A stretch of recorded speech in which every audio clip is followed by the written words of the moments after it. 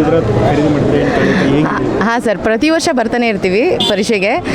But for a different reason ಅಂತ ಹೇಳೋದಕ್ಕೆ ಇಷ್ಟಪಡ್ತೀನಿ. ಸಾಧಾರಣವಾಗಿ ಎಲ್ಲರೂ ಇಲ್ಲಿ ಕಡಲೆಕಾಯಿ ಪರಿಷೆಗೆ ನೋಡೋದಕ್ಕೆ ಕೆಲವರು ಶಾಪಿಂಗ್, ಕೆಲವರು ವಿಂಡೋ ಶಾಪಿಂಗಿಗೆ ಅಂತ ಬರ್ತಾ ಇರ್ತಾರೆ. But for a different reason ನಾನು ಬರ್ತಾ ಇರ್ತೀನಿ ಪ್ರತಿ ವರ್ಷ. So to bring a smile on somebody smile ಅಂತ ಹೇಳ್ತೀವಲ್ಲ, ಆ ಥರನೇ ಯಾರ್ದಾದ್ರೂ ಒಬ್ಬ ಮುಗ್ಧವಾಗಿರುವಂಥ ಮುಖದಲ್ಲಿ ಒಂದು ಮುಗ್ಧವಾದಂಥ ನಗುನ ತರಿಸೋದು ತುಂಬ ಖುಷಿ ಕೊಡುತ್ತೆ.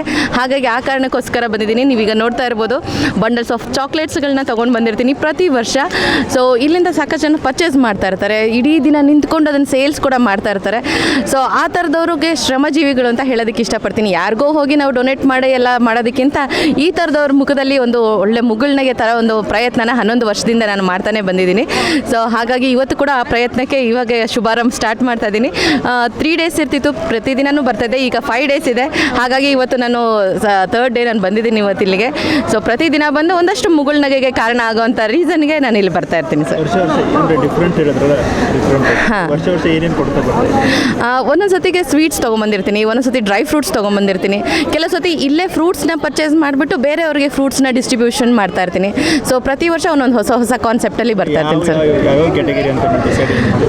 ಯಾರು ಸೇಲ್ಸ್ ಮಾಡ್ತಿರ್ತಾರಲ್ಲ ಸರ್, ಇಲ್ಲಿ ಯಾರು ಕಡಲೆಕಾಯಿ ಪರಿಷೆಯಲ್ಲಿ ಕಡಲೆಕಾಯಿ ಸೇಲ್ ಮಾಡೋಂಥವ್ರಿಂದ ಹಿಡಿದು ಬಲೂನ್ಸ್ಗಳನ್ನ ಸೇಲ್ ಮಾಡೋದನ್ನ ಹಿಡಿದು ತುಂಬ ವಯಸ್ಸಾಗಿರೋಂಥವ್ರು ಇರ್ತಾರೆ, ಪುಟ್ಟ ಮಕ್ಳುಗಳು ಇಲ್ಲಿ ಅಂದರೆ ಸೇಲ್ಸ್ ಮಾಡ್ತಾ ಇರ್ತಾರೆ. ಯಾರು ಯಾವುದೇ ಪ್ರಾಡಕ್ಟ್ಗಳನ್ನ ಸೇಲ್ ಮಾಡ್ತಾ ಇರ್ತಾರೋ ಅಂಥವ್ರಿಗೆ ನಾನು ಕೊಡುವಂಥ ಪ್ರಯತ್ನನ ಮಾಡ್ತಿರ್ತೀನಿ ಸರ್. ಇದು 11ನೇ ವರ್ಷ ಸರ್. ಪ್ರತಿ ವರ್ಷ ಬರ್ತೀವಿ, 11ನೇ ವರ್ಷ ಇವತ್ತು ನಾನು ಮಾಡ್ತಾ ಇರೋದು. ಸಾಧ್ಯ ಆದಷ್ಟು ಟ್ರೈ ಮಾಡ್ತಿರ್ತೀನಿ. 3 ದಿವಸ ಇರ್ತಿತ್ತು, ಹಾಗಾಗಿ 3 ದಿವಸ ಬರ್ತಿದ್ದೆ. ನೋಡೋಣ ಈ ಸತಿ 5 ದಿವಸ ಬರಬೇಕು ಅಂತ ನಾನು ಅಂದ್ಕೊಂಡಿದ್ದೀನಿ. ಸೊ ಪ್ರಯತ್ನ ಮಾಡ್ತೀನಿ. ಹಾಂ ಸರ್, ಬರ್ತಿದ್ದೀನಿ. ಪರ್ಟಿಕ್ಯುಲರ್ ಯಾರು ಸೇಲ್ ಮಾಡ್ತಿರ್ತಾರೋ ಅವ್ರಿಗೆ ನಾನು ಡಿಸ್ಟ್ರಿಬ್ಯೂಟ್ ಮಾಡ್ತಾ ಹೋಗ್ತಿರ್ತೀನಿ. ಡೈಲಿ ಮಾಡ್ತಾಯಿದ್ದೀನಿ ಸರ್. ತುಂಬ ಖುಷಿ ಆಗುತ್ತೆ.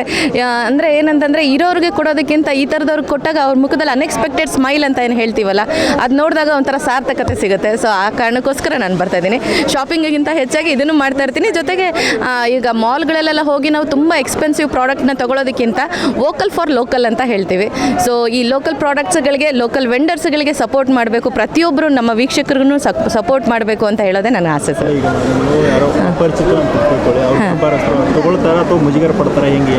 ಇಲ್ಲ ಫಸ್ಟ್ ಯಾಕೆ ಕೊಡ್ತಾ ಇದ್ದಾರೆ ಅಂತ ಕೇಳ್ತಾರೆ. ಆಮೇಲೆ ಇಲ್ಲ ಈ ಥರ ನಾವು ಒಂದು ಖುಷಿಗೋಸ್ಕರ ಕೊಡ್ತಾ ಇರೋದು ಅಂತ ಅಂದಾಗ ಎಲ್ಲರೂ ತುಂಬ ಖುಷಿಯಾಗಿ ಸ್ವೀಕರಿಸ್ತಾರೆ. ಮತ್ತು ಕೆಲವರೆಲ್ಲ ವರ್ಷ ನೋಡಿ ಕಂಡುಹಿಡಿತಾರೆ. ಅಂದರೆ ಹೋದ ವರ್ಷ ನೀವು ಬಂದು ಕೊಟ್ಟಿದ್ರಲ್ಲ ಅಂತ ಕಂಡುಹಿಡಿದಿರೋರು ತುಂಬ ಜನ ಇದ್ದಾರೆ. ಹಾಗಾಗಿ ಅದೊಂಥರ ಖುಷಿ ಸಿಗುತ್ತೆ ಸರ್. ಒಂದು ಪ್ಲಾಸ್ಟಿಕ್ ಬ್ಯಾನ್ ಮಾಡಿರೋದು ತುಂಬ ಖುಷಿ ಆಗುತ್ತೆ ಸರ್. ಪ್ಲಾಸ್ಟಿಕ್ ಕವರ್ಗಳು, ಪ್ಲಾಸ್ಟಿಕ್ದು ಎಲ್ಲ ರೋಡ್ ಫುಲ್ ಆಗಿರ್ತಿತ್ತು, ತುಂಬ ಗಲೀಜು ಅನಿಸ್ತಾ ಇತ್ತು. ಸೊ ಅದನ್ನು ಬ್ಯಾನ್ ಮಾಡಿರೋದು ತುಂಬ ಖುಷಿ ಆಗ್ತದೆ. ಇನ್ಫ್ಯಾಕ್ಟ್ ನಾವು ಕೂಡ ಪ್ಲಾಸ್ಟಿಕ್ ಬ್ಯಾನ್ ಮಾಡೋದಕ್ಕೋಸ್ಕರ ನಾನು ಬ್ಯಾಗ್ ತೊಗೊಂಬಂದ್ಬಿಡ್ತೀನಿ ಎವ್ರಿ ಇಯರ್. ಯಾವುದೇ ಕಾರಣಕ್ಕೂ ಬರೀ ಪರ್ಸಲ್ಲಿ ಅಂತಲ್ಲ, ಎಲ್ಲಿಗೆ ಹೋಗೋದಾದರೂ ನಾನು ಒಂದು ಶಾಪಿಂಗ್ ಬ್ಯಾಗ್ ಕ್ಯಾರಿ ಮಾಡಿರ್ತೀನಿ. ಒಂದು ತರಕಾರಿ, ಹಣ್ಣು, ಹೂ ತೊಗೊಳೋದಾದರೂ ನಾನು ಪ್ಲಾಸ್ಟಿಕ್ ಕವರ್ಸ್ನ ಯಾವತ್ತೂ ತೊಗೊಳ್ಳೋದೇ ಇಲ್ಲ. ಇದು ಸುಮಾರು ಒಂದು 15 ವರ್ಷದಿಂದ ನಾನು ರೂಢಿಸ್ಕೊಂಡು ಬಂದಿದ್ದೀನಿ.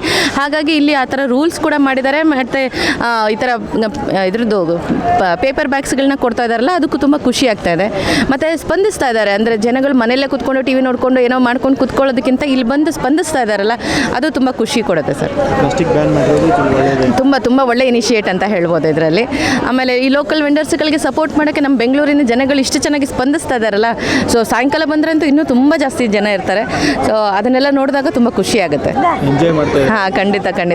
ಮಾಲ್ ಕಲ್ಚರ್ ಅಂತ ಏನು ಹೇಳ್ತೀವಿ, ಆ ಮಾಲ್ ಕಲ್ಚರ್ ಬಿಟ್ಟು ಈ ಥರದಕ್ಕೆ ಸಪೋರ್ಟ್ ಮಾಡಬೇಕು ಅಂತ ನನ್ನ ಅನಿಸಿಕೆ. ಹೌದು. ಪ್ಲಾಸ್ಟಿಕ್ ಹೋದ ಸತಿನೂ ಇನಿಷಿಯೇಟ್ ತೊಗೊಂಡಿದ್ರು. ಅದು ಸುಮಾರು ಮಟ್ಟಿಗೆ ಅದು ಸಕ್ಸಸ್ ಆಗಿತ್ತು. ಈ ಸತಿ ಪೂರ್ತಿ 100% ಸಕ್ಸಸ್ ಆಗಿದೆ ಅಂತ ನನ್ನ ಅನಿಸಿಕೆ ಸರ್.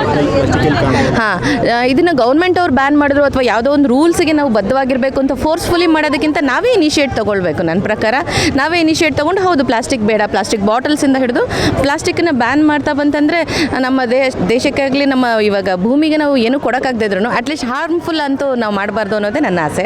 ಸೊ ಹಾಗಾಗಿ ಆ ನಿಟ್ಟಿನಲ್ಲಿ ನಾನು ಪ್ರತಿ ವರ್ಷ ಅದನ್ನು ಫಾಲೋ ಮಾಡ್ತಾ ಇದ್ದೀನಿ ಸರ್. ದೀಪಾ ನಾಗೇಶ್ ಅಂತ. Thank you. ಹೆಚ್ಚಿನ ವಿಡಿಯೋಗಳಿಗೆ ಪ್ರತಿಧ್ವನಿ ಯೂಟ್ಯೂಬ್ ಚಾನೆಲ್ ಸಬ್ಸ್ಕ್ರೈಬ್ ಮಾಡಿ, ಬೆಲ್ ಐಕಾನ್ ಕ್ಲಿಕ್ ಮಾಡಿ.